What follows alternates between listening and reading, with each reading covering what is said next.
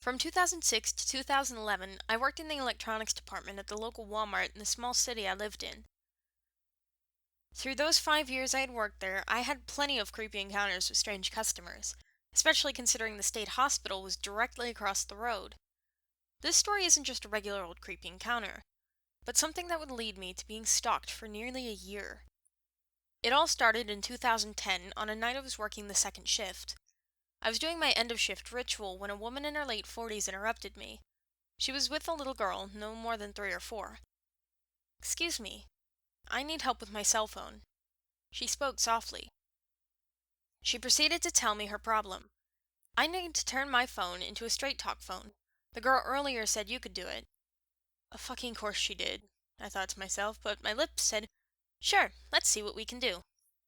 She handed me a 6-year-old phone from Verizon, and I knew as soon as I saw it I wouldn't be able to do what she wanted.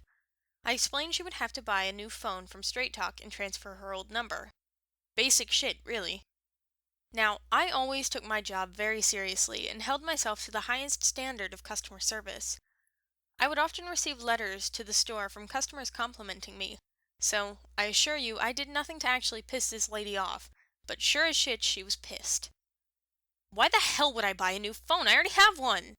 She's screaming at the top of her lungs. She then claims I'm upselling her and being a corporate goon. I finally managed to defuse the situation as she left the department, and she gives me the classic, "You'll never get a job in this town again."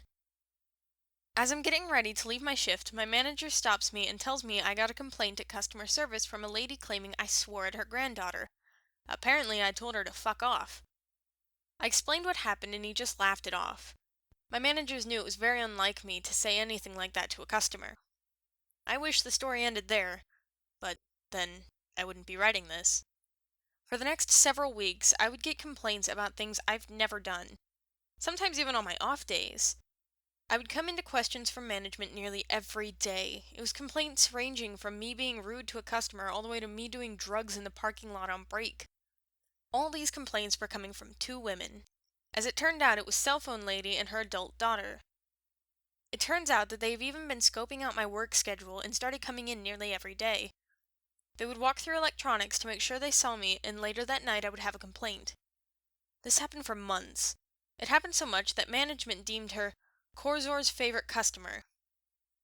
To be honest, I didn't care much. I even thought it was pretty funny. I never got in trouble, and everyone knew these ladies and just blew it off. I started caring when she took it to a new level. She started following me around. I would see her when I was around town. She made it clear she knew where I lived and would regularly walk by my house.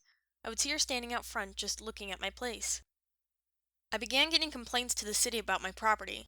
Grass too tall, the old shed in my yard, my fire pit, basically everything. She even found out my girlfriend's name and began complaining at her job. I knew it was her. She would make it so clear that she was following me. Sometimes she would stop in and ask me questions at work and act like the nicest customer. A few times she asked me things like, "How's your girlfriend?" or my favorite, "How can you afford a big house on your little Walmart wage?" For about 7 months she stalked and slandered me. I started telling her I knew what she was doing and to stop. But she played it off. I couldn't report her. She never once threatened me. She was just making my life hard. By this time, everyone in my life knew about this nut job. One night, I'm grabbing dinner with my friends from work and we're joking about it when someone says, "What if you just counterstalk her?" At first, I thought it was a terrible idea, but they convinced me it would work and they would all help me. So, we hatched a plan like something you'd read on a Reddit pro-revenge. It went as follows. Find her job, find her name and address, make complaints in the same manner as her, find out all the rumors she's told about me, make it clear that we know, show her that we have numbers. I found out her information easily enough. Turns out she didn't live anywhere near me. I was even friends with a few of her coworkers. I found her information easily enough. Turns out she didn't live anywhere near me. I was even friends with a few of her coworkers. They would keep me informed on crazy shit she said about me and even told her to stop. We began doing exactly what she was doing to me. We did this for about 4 months. The more we dug into her life, the more I found out about how obsessed she was over getting me in trouble. She claimed that I assaulted her. She urged others to report me and follow me. She told police I was a potential drug dealer. Eventually, we won though. She started putting together that there were 6 of us digging into her life and asking questions about her. My last month at work, I didn't get a single complaint. In fact, I never saw her anymore. The day after I quit, I heard she was in the store complaining about a new person after asking one of the managers why I quit.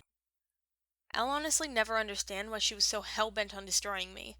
I just told her to buy a $20 prepaid phone.